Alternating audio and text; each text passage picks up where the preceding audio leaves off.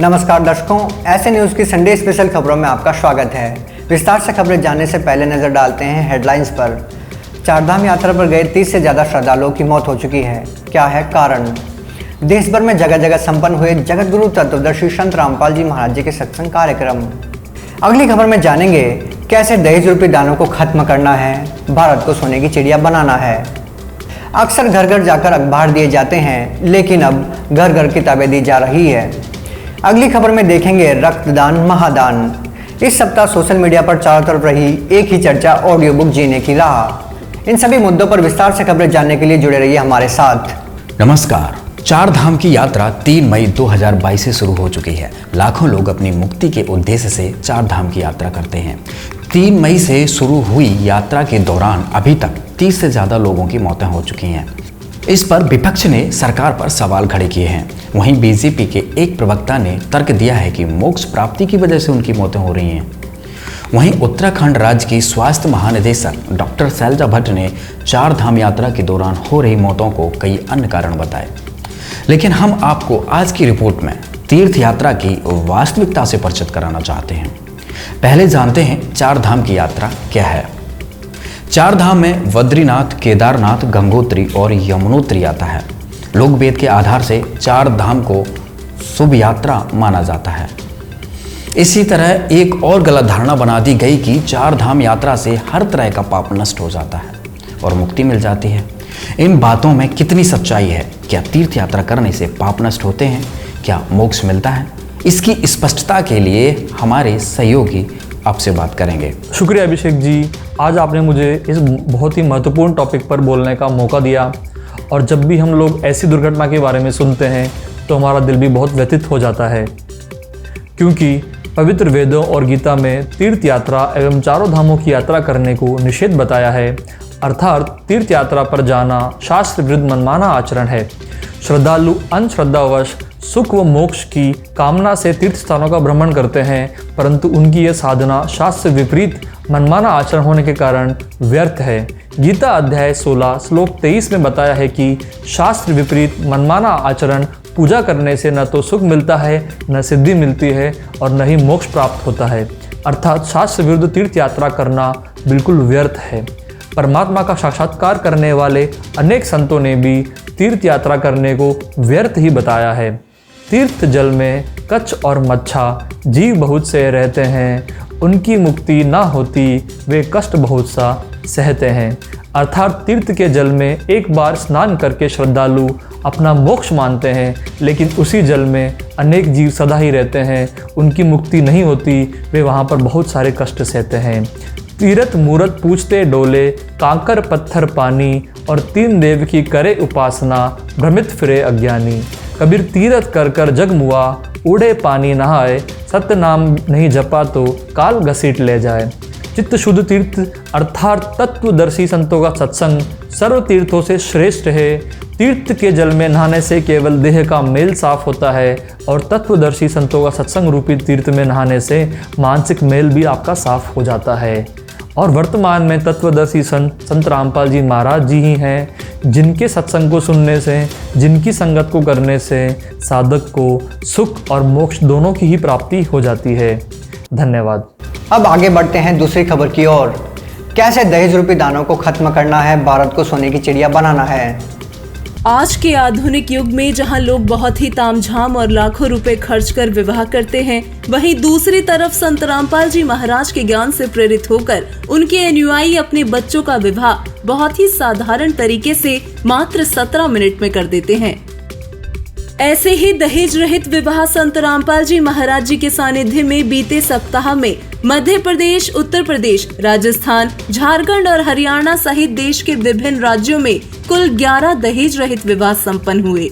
संत रामपाल जी महाराज अपने सत्संगों में बताते हैं, समाज में फैली कुरीतियों के कारण ही आज देश में बेटियों को एक बोझ समझा जाता है। यही कारण है कि माता पिता बेटा और बेटी में फर्क करते हैं। संत रामपाल जी महाराज जी दहेज रूपी दानव को समाज से सदा के लिए समाप्त करने के लिए दिन रात प्रयत्नशील हैं। संत रामपाल जी महाराज जी का उद्देश्य है सर्व बुराइयों को खत्म कर भारत को पुनः सोने की चिड़िया बनाना। अब आगे बढ़ते हैं तीसरी खबर की ओर। जानते हैं संत रामपाल जी महाराज जी के पावन सत्संग कहाँ संपन्न हुए। उत्तराखंड, गुजरात, महाराष्ट्र, छत्तीसगढ़, पश्चिम बंगाल सहित देश के विभिन्न राज्यों में संत रामपाल जी महाराज जी के सत्संग समारोह संपन्न हुए। सत्संग में संत रामपाल जी महाराज जी ने तत्व ज्ञान संदेश देते हुए बताया कि प्रभु, राम, अल्लाह, गॉड, ईश, खुदा, रब, मालिक आदि नाम कबीर परमेश्वर जी के ही पर्यायवाची नाम हैं। संत रामपाल जी ने परमेश्वर को प्राप्त करने की प्रमाणित विधि को उजागर करते हुए मोक्ष प्राप्ति का मार्ग बताया तथा मानव समाज में फैली शास्त्र विरुद्ध साधनाओं पर से पर्दा हटाकर श्रद्धालुओं को सद्भक्ति संदेश दिया। नमस्कार दर्शकों, आप देख रहे हैं ऐसे न्यूज़ चैनल और आज हमारी टीम उत्तराखंड के छोटे से गांव ढकिया नंबर 1 में पहुंची है, जहां पर संत रामपाल जी महाराज के सानिध्य में एक विशाल आध्यात्मिक सत्संग का आयोजन किया जा रहा है। मनुष्य मात्र से मेरा अनुरोध है कि आपको ये 84 लाख योनियों के बाद एक मनुष्य जीवन मिलता है और आप जी के पास ये बहुत सुनहरा अवसर है कि इसमें आप परमात्मा को प्राप्त कर सकते हैं, जीवन मरण के बंधन से मुक्ति हो सकते हैं, 84 लाख योनियों के कष्ट से मुक्त हो सकते हैं और संत रामपाल जी महाराज के ज्ञान को समझकर इस परमात्मा की भक्ति में आए और भक्ति पूर्ण करके सतलोक चले जाएं, जहां परमात्मा कहते हैं कि हम सदा सदा के लिए सुखी हो जाएंगे। दोस्तों, आज हम लोग कर्नाटक राज्य के धारवाड़ डिस्ट्रिक्ट के हुबली शहर में हैं और ये एक धार्मिक शहर है और वहाँ पर हम लोग एक धार्मिक प्रोग्राम के लिए आए हुए हैं। यहाँ पर धार्मिक सत्संग चल रहा है संत रामपाल जी महाराज का। तो हम लोग उनके मुख्य द्वार पर जो मेन गेट है वहाँ पर खड़े हैं। तो हम लोग अभी अंदर जाएंगे जहाँ पर समागम चल रहा है, जहाँ पे प्रवचन चल रहा है संत रामपाल जी महाराज का। उनके समर्थक से मिलेंगे और उनके विचारों को जानेंगे, संत रामपाल जी की क्या विचारधाराएं हैं और उनसे प्रभावित लोगों से मिलेंगे और उनके थॉट्स जानेंगे। तो आइए हम आप चलते हैं सत्संग भवन में। नमस्कार सर। नमस्कार सर। जी सर, आप कहाँ से आए हैं? जी मैं दावणगिरी से आया हूँ। सर ये बताइए कि अभी संत रामपाल जी का प्रवचन चल रहा है, तो संत रामपाल जी प्रवचन में क्या क्या चीज़ें बता रहे हैं, थोड़ा सा शॉर्ट में अपने दर्शकों को बताएंगे आप? जी, संत रामपाल जी महाराज अपने सत्संग के माध्यम से समाज में जितने भी बुराई फैली हुई है उसको दूर कर रहे हैं और समाज में आपसी भाईचारा को बहुत ऊंची ऊंचाई पे लेके जा रहे हैं। और सर हम लोग का मीडिया का और जनता का और एक क्वेश्चन था कि संत रामपाल जी महाराज युवाओं के लिए, जो अपनी यंग जनरेशन है, यंग पीढ़ी है, उसके लिए क्या प्रेरणा दे रहे हैं, कैसे विचारधाराओं से उनको प्रभावित कर रहे हैं? थोड़ा शॉर्ट में बताएं उनके उसके बारे में। जी, आपका सवाल एक बहुत ही अच्छा सवाल है कि आज के टाइम में सबसे मुश्किल काम जो है युवाओं में अच्छी बातों को डालना है, गुड हैबिट्स को डालना है। तो संत रामपाल जी महाराज अपने सभी सदग्रंथों द्वारा प्रमाणित ज्ञान देते हैं और जो हम काम कर रहे हैं उससे होने वाली हानि के बारे में बताते हैं। तो युवा लोग भी अपने को जो काम कर रहे हैं उससे होने वाले हानि को देखते हुए गलत काम छोड़ रहे हैं और एक अच्छा स्वच्छ समाज, सतयुग जैसा माहौल बन रहा है। आपका क्या विचार है इसके बारे में? सर विचार तो यही है कि सर आज जो भी अनुयायी हैं संत रामपाल जी महाराज जी के 2 करोड़ अनुयायी हैं, उनमें से एक भी कोई नशा नहीं करता। और आने वाले जो भी ये पुस्तक है गुरुजी की लिखी हुई बदकुआधारी कर्नाटक में, तो उस बदकुआधारी बुक पढ़ने से जो भी, उसे हिंदी में क्या बोलते हैं? हिंदी में उसका नाम है जीने की राह, मतलब जीने का रास्ता।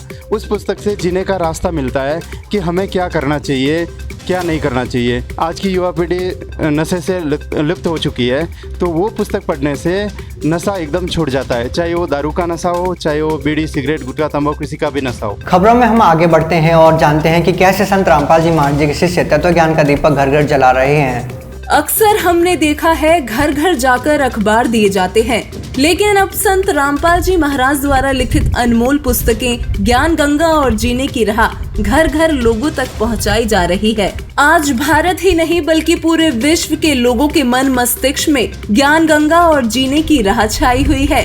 इन पुस्तकों को इंटरनेट पर इतनी अत्यधिक बार डाउनलोड किया गया है कि इसने सभी रिकॉर्ड्स को ही तोड़ दिया है। इन बुक्स की हार्ड कॉपी को विश्व के 200 से भी अधिक देशों में घर घर निःशुल्क डिलीवर किया जा चुका है। इसके अलावा गांव-गांव, नगर-नगर, मेलों व तीर्थ स्थलों पर जाकर भी श्रद्धालुओं को ये पुस्तकें दी जा रही है। बीते सप्ताह ऐसे ही हजारों पुस्तकों को जन जन तक पहुंचाया गया है। बढ़ते हैं आगे हमारी मुख्य खबर की ओर और जानते हैं किस प्रकार रक्तदान महादान कर संत रामपाल जी के शिष्यों ने लोगों का दिल जीता। संत रामपाल जी महाराज द्वारा शुरू की गई मुहिम के चलते जब कभी भी किसी को रक्त की जरूरत होती है, तब वहां पर संत रामपाल जी के अनुयायी तत्कालीन उपस्थित हो जाते हैं। ऐसे ही सच्ची सेवा बीते सप्ताह मध्य प्रदेश के जबलपुर के विक्टोरिया मेडिकल हॉस्पिटल में की गई।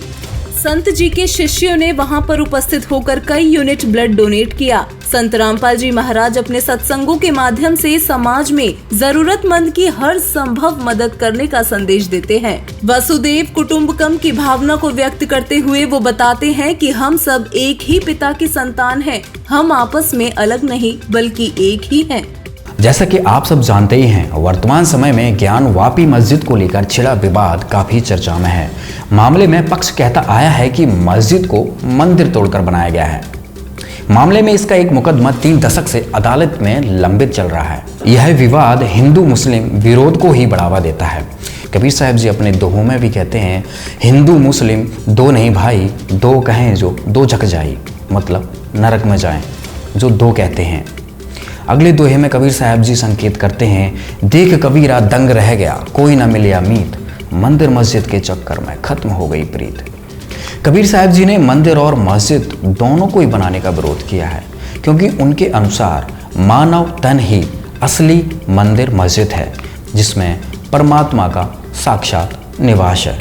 आइए अब बढ़ते हैं आज की अंतिम महत्वपूर्ण खबर की ओर। इंस्टाग्राम हो या फेसबुक, ट्विटर को याकू, संत रामपाल जी महाराज के ज्ञान का परचम हर एक सोशल मीडिया प्लेटफॉर्म पर हमेशा शिखर पर लहराता रहता है। इस बार भी गुरुवार की सुबह संत रामपाल जी महाराज जी का टैग ट्विटर पर ऑडियो बुक जीने की राह कई घंटों तक पहले नंबर पर ट्रेंड करता रहा। लाखों लोगों ने ट्वीट्स करके जनता को बताया कि संत रामपाल जी महाराज द्वारा लिखित अनमोल पुस्तक जीने की राह को पढ़ने से आपके घर में तमाम प्रकार के कष्ट समाप्त हो सकते हैं। इस पुस्तक को पढ़ने मात्र से आपको अद्वितीय लाभ मिल सकते हैं। इस पुस्तक में एक नेक जीवन की राह को दर्शाया गया है, जिससे कि मानव अपने अनमोल मनुष्य जीवन को एक उचित दिशा प्रदान कर सकता है। लोगों ने बताया कि जीने की राह पुस्तक को आप प्ले स्टोर से संत रामपाल जी महाराज ऐप डाउनलोड करके सुन सकते हैं। आज की पेशकश में बस इतना ही। धन्यवाद।